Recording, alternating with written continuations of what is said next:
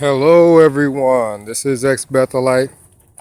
Uh, it has been quite some time since I have talked to you guys, and there's an update in order. First, I was in New York doing a job search. The update is that I'm now in Ohio, and currently I have 2 jobs. That's partly the reason why I had not made a video. At one point, I was going to one job at about 7 something in the morning, getting off of that like around 4ish, and then I had to be at another job that started at 5 and it ended at 12. So that explains one of the reasons why I haven't made a video in a while is working different shifts, getting accustomed to it. And let's start off with the whole New York thing. And basically, the idea of moving to another city to move away from witness relatives or witness friends or just witnesses that know you in general is a good idea, I think. It's a good idea. Now, you have people who, obviously think, depending on their personality, why would you want to move away from other witnesses? Why not just confront them and, hey, if they get into your business, tell them about themselves? And definitely there are some people that have that personality. They don't care if witnesses bump into them at the store. They don't care if they try to give them the cold shoulder. For people like that, they may not want to move away. However, if you just are tired of everywhere you go, every witness in the city, especially if you were born and raised a witness, your whole life, everybody in the city that are witnesses all know you, you're running into them constantly, your relatives are all witnesses, you're around them, and you just want to get away, I can, from experience, say it is a good feeling walking down the street, walking in the mall, and not having to worry about that at all. Not having to worry about that at all. In addition to that, the concept of moving closer to, I'm trying to figure out which direction I want to go, closer to other ex-witnesses. Now, that is a good concept. Moving closer to other ex-witnesses is a good concept because you're around people who understand you, who have a common background many times, and you can hang out. You don't have to just settle for Facebook as a way to talk to people who have a common background. You could actually, hey, meet up for lunch or what have you. I wonder if I'm brave enough to go down this desolate alley and what we will find at the other end. But keep in mind, I'm back in Ohio. I feel way more comfortable with going down an alley because I was born and raised here. But and what is with the graffiti?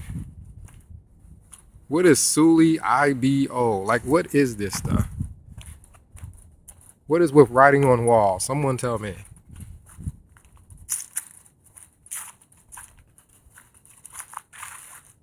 What is that?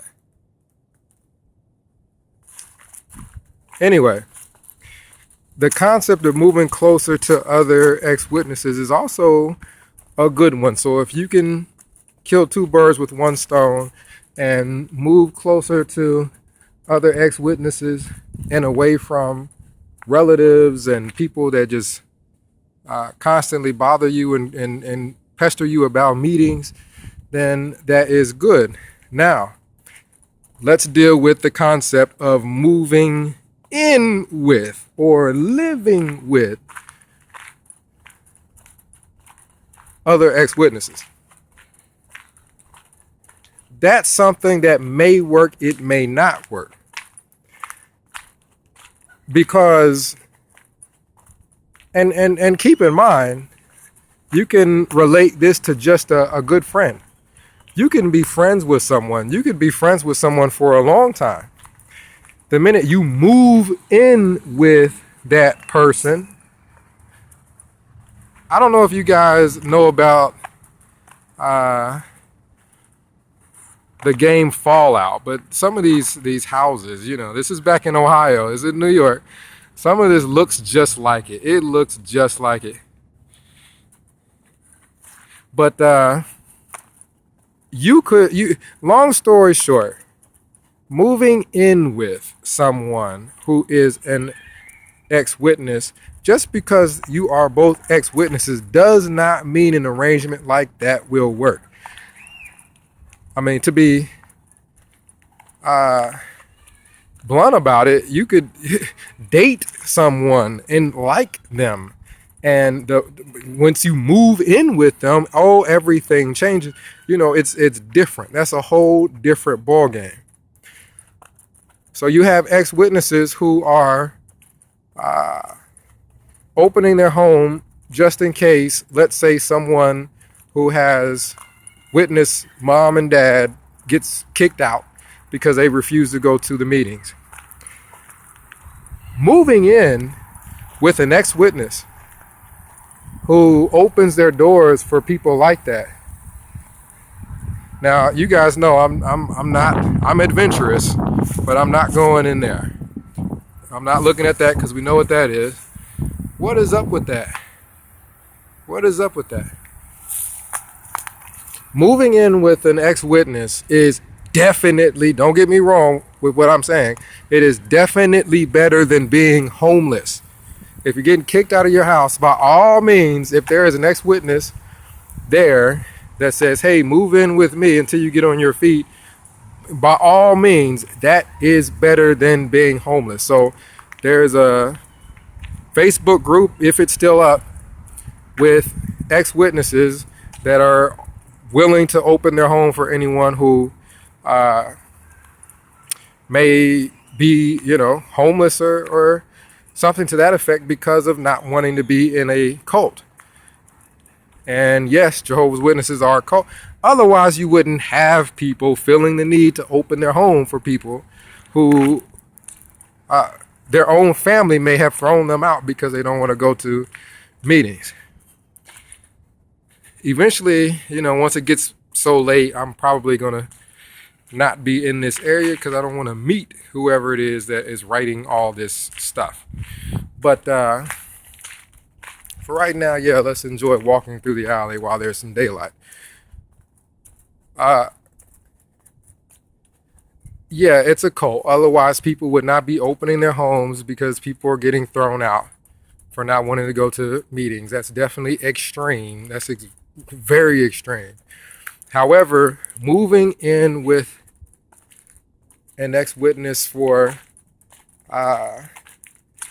just to do it, that's definitely something that you want to think about and think about whether or not that's a good thing. I'll give you an example. There was a group of my friends and we all moved into the same home. It was a rented home and we had a blast. We were all around the same age. We all liked, for the most part, sports and things like that. We liked games. We had a blast. I will just tell you that. We had a great time. No one got into anyone else's business for the most part. the common areas of the house, the kitchen, the living room. If you felt like company, you just went into the living room and we all hung out. If you didn't, you went into your room or some other area of the house and you were not bothered. Now, that same group of people, we decided to move out of that house and move into one of the guys who was living there's parents' house. So technically it was, his house because his parents were moving. That changed everything. The fact that we're basically in his house changed everything. Then there was rules as to what goes into the refrigerator. His parents did not like alcohol. So while they wanted us all to pay rent, they did not want anyone to have so much as beer. You weren't supposed to have a beer in that house. I would watch ESPN. If anyone watches that, you know that there's a little line that goes across the screen and it has scores of other games. He didn't really like ESPN, and probably what it is he just didn't want people watching the TV when he wanted to watch it. So he said once he cut the TV off, he could still see the line across. That was just ridiculous. So that's an example of a person is perfectly fine even when you're living with them. But once you get to a point where they feel this is their house, and if you move in with someone, that's the problem. That is their house. If you move into someone in there and it's their house, it doesn't matter if they could be insane. They could make all kinds of rules. I can't find any other interesting alleys to go down right now. They could make all kinds of rules. And technically, you know what? They have a right to do it because it's their house. So those are things that should be considered when moving in with ex-witnesses or moving in with anybody, are things like that. So it's great that ex-witnesses have gotten to the point now where we have safe houses basically for people. And, as a group, I think we are probably the most active that I know of working against cults. So that is definitely something to be proud of. And one of the jobs I have is security. So I have a uniform in the whole 9 yards. And I was working a grocery store. And, after this, I'm going to let you guys go. But there's going to be a lot of videos coming. I've been saying that. But, I'm going to have to be working just one of these jobs now. So I should have time to do videos after going down to one job. But the street over here looks way more interesting. Okay, so basically I'm working security. Nah, I'm not going to go down there. Yeah, let's not go down the street and have somebody think that we're following them. And while I'm working security, I'm working security in a grocery store. Don't you know I see every witness? I see every witness. One brother I kind of grew up with as a young kid, basically, going to, his hall. He was a PO back when we had POs, and he sees me, I see him. For a second, I didn't recognize him. Then I walk close to him, like, oh, hey. And there was no hello, how are you, how have you been, what's been going on?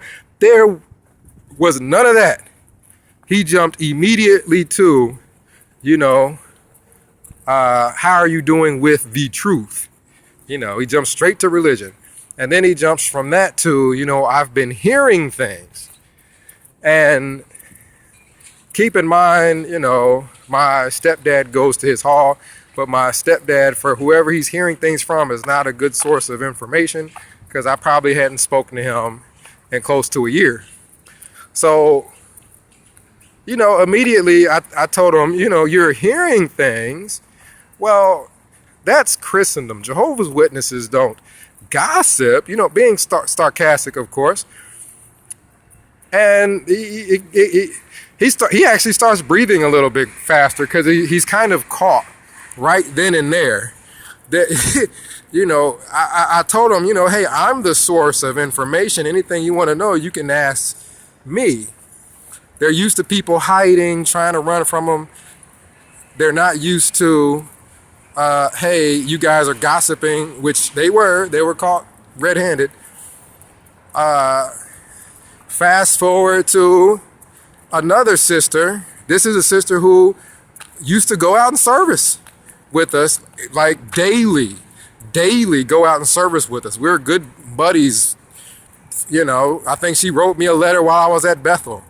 Now I see her going through the U-scan at the grocery store, and I'm like, wow, that's such and such. She walks past, and I'm like about to just laugh because of how ridiculous these people who think they're true Christians are. She's about to walk past, and she saw me. She saw me because she just had this, her body language looked to be a bit uncomfortable. She's about to just walk right past me without saying a word. So I, just kind of laugh, and I say, "Have a good night, ma'am." And she kind of waves like reluctantly and then just walks out. Other people that I've seen that are witnesses, they don't say anything. Kind of like her. They don't say anything. And a lot of them I haven't seen in forever, and anything they know about me is, for the most part, hearsay unless they've seen these videos.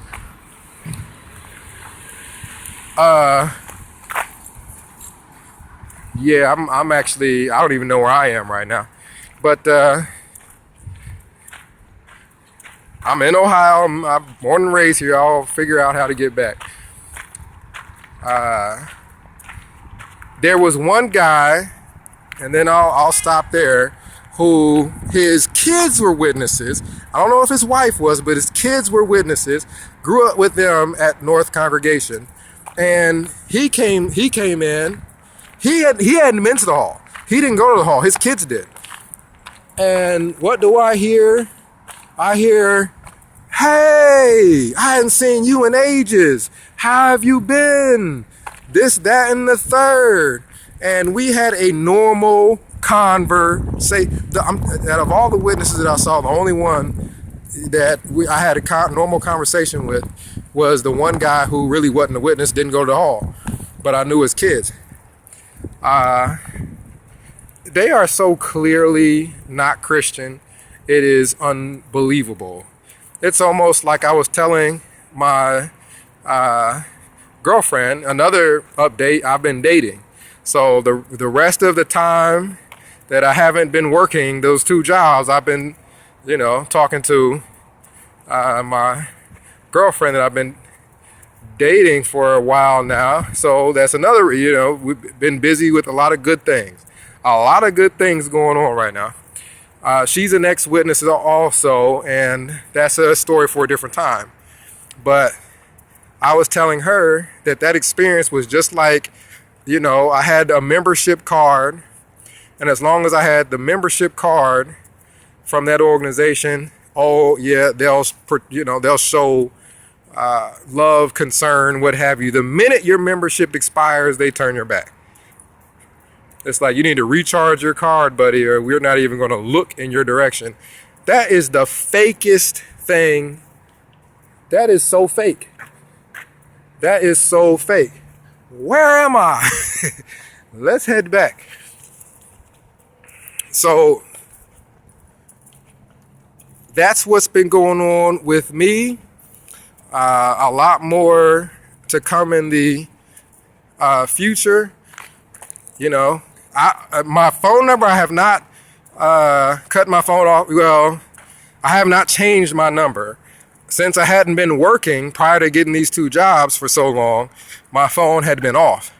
I had Sprint and they were charging an arm and a leg every month. So my phone had been off, but eventually that will be taken care of. If you want to contact me, you can still catch me through email. I got to get caught up with my emails. It's BETHELITE,